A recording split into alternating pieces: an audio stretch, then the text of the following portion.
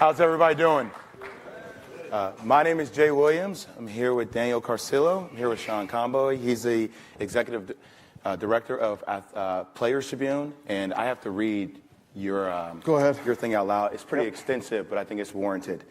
As a former NHL player, two-time Stanley Cup champion, as a member of the Chicago Blackhawks. Just want to do that.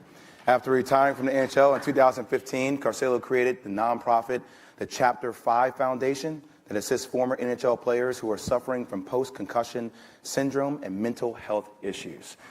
So before we get into this video, very quickly, I just want to tell you guys, about 5 days ago, I celebrated my rebirth day. What do I mean by that? On June 19th, I almost passed away.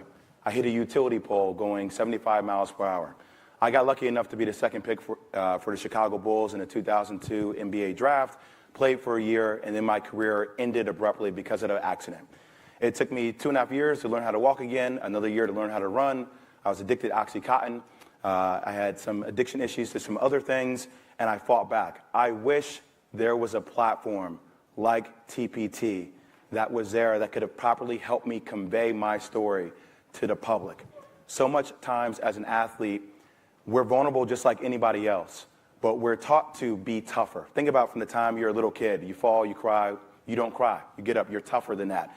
That was even heightened, even more so within the athlete world. So that being said, having TPT here and having a chance to read and hear Daniel speak about his own story, I want you guys to take a second to listen to how vulnerable he was and how he properly, and I have to admit, very candidly shared his story with the world. The guys that I've talked to who've moved on, they've all said the same thing. We all fell into kind of a deep depression, and that they went away quietly. It was almost as if the less noise you make when you go away, the better. I don't think it's right. It doesn't feel right for how much we give to this league and to this sport in regards to sacrificing our bodies, sacrificing our minds with concussions and the hits that we take. Obviously, everybody knew about Monty's passing. I had had a really hard time with it. I wasn't myself, and one of the guys who reached out to me and on a regular basis was Jonathan Taves and Sharpie too, and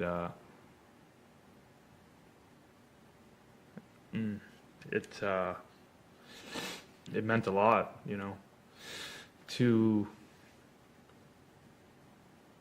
to be in such a dark place emotionally, and then to have them care, and those are guys that Monty and I would or Monty would love to have in his life.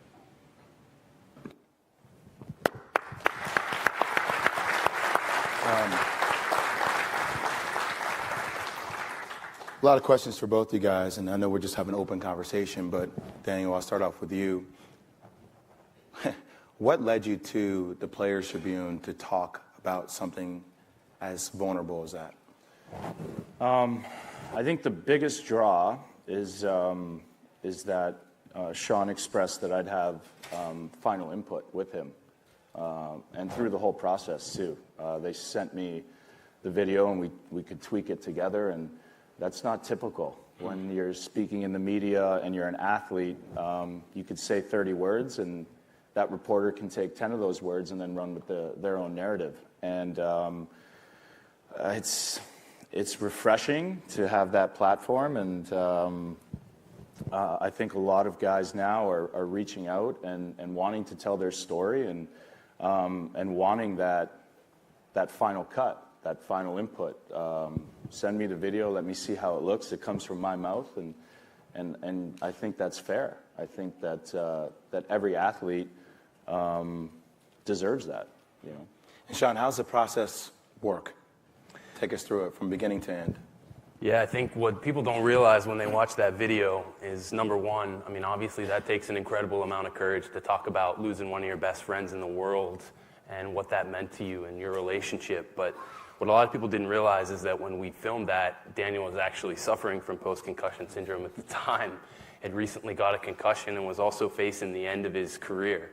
So when you combine all those elements together, I'll never forget kind of walking into your to your house, and I think your son was recently born, and there was just all this stuff going on in your life. And I remember you just saying, we were setting up the cameras, and you just saying, I just want to talk. I don't exactly know what I want to say. I have a lot going on in my mind.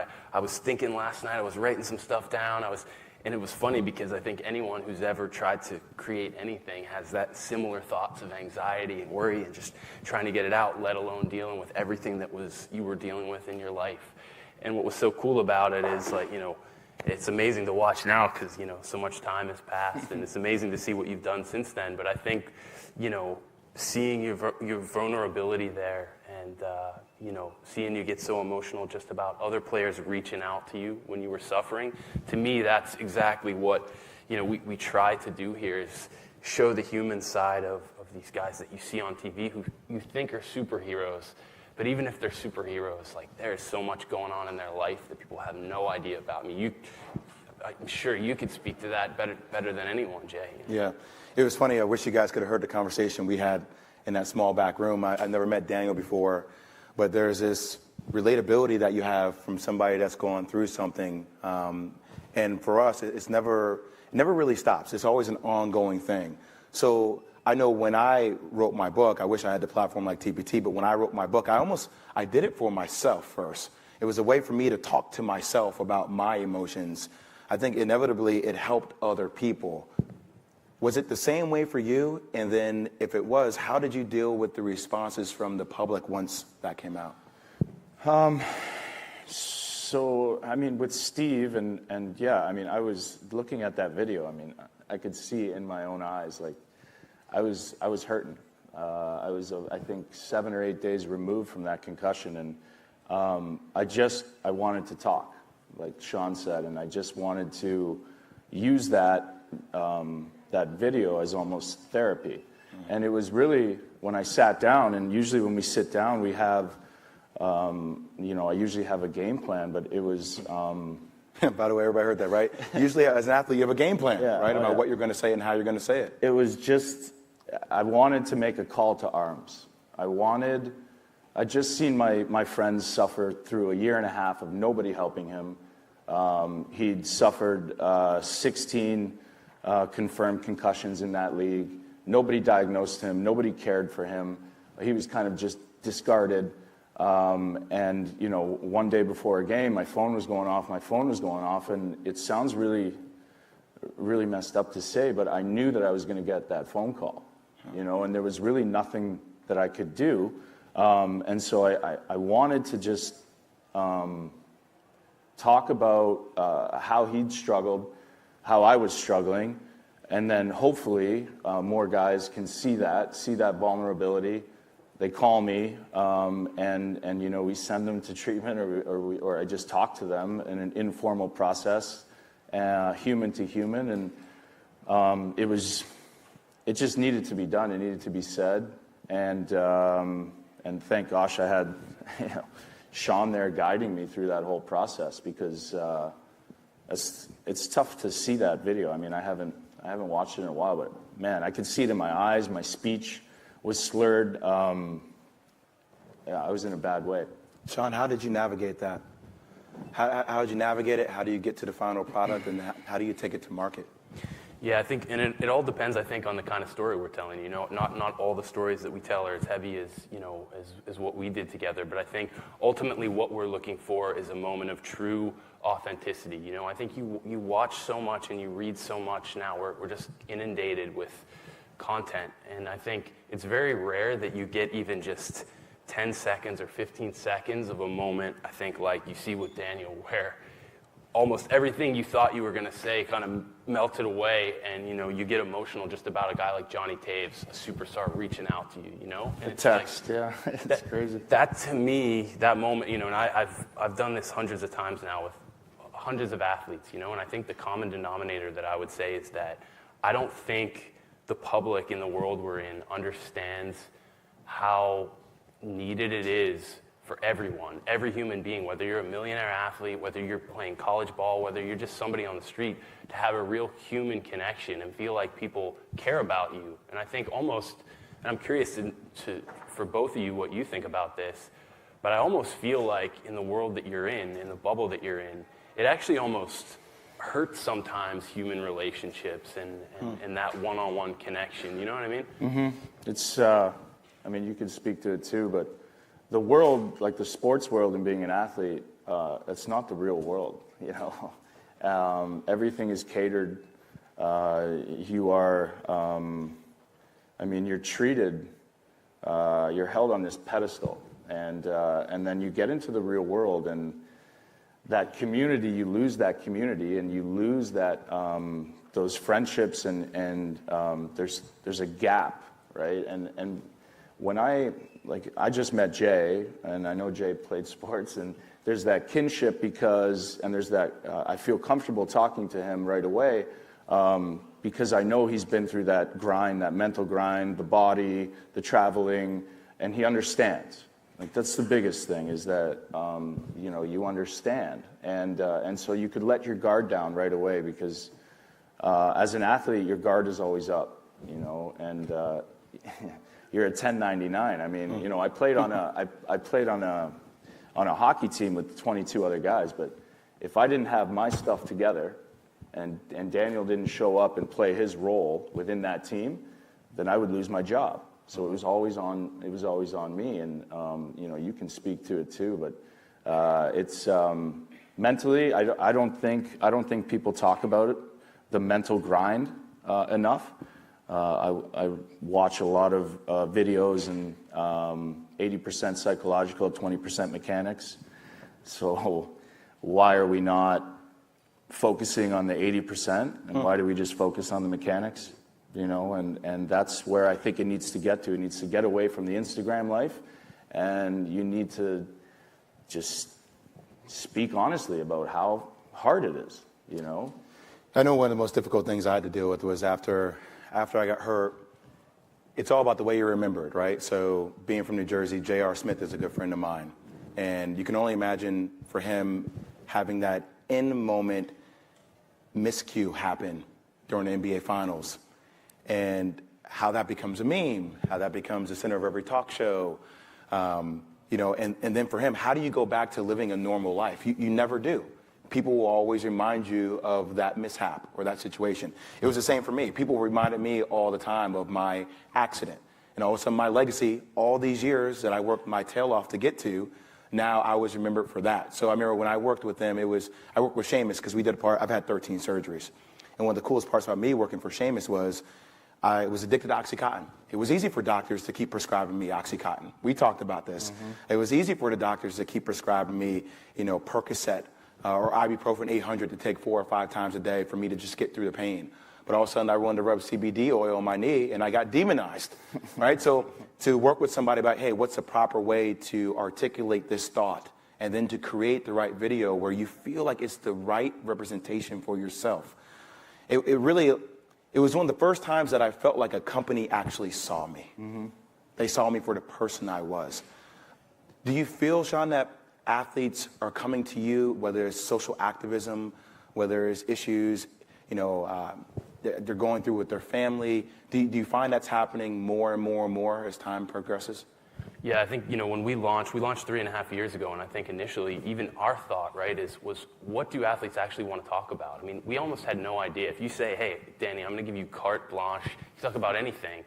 I mean, we were expecting, well, maybe they want to talk about sports in an in-depth way. Maybe they think that the analysis that they're seeing is not good enough. Maybe that's what. Maybe they'll want to talk about music or fashion. And I think what became very apparent very quickly is that, no, they didn't necessarily want to talk about any of that. They wanted to talk about the things that keep them up at night, that they worry about, that they maybe feel like they can't quite communicate over Twitter or Instagram or something and fully express because maybe they're worried about how it's going to be taken, you know? And I think as we've progressed, you know, one of the most important stories I think that we've done over the last couple of years was Breanna Stewart, WNBA player who faced just, you know, a horrific sexual assault as a young girl. And I think that when you have a story like that was tied into the Me Too movement, you know, it can be very easy for people to just kind of read a headline, right, and then kind of move on. But I think if you read her story, I mean, the level of detail and the courage that it took to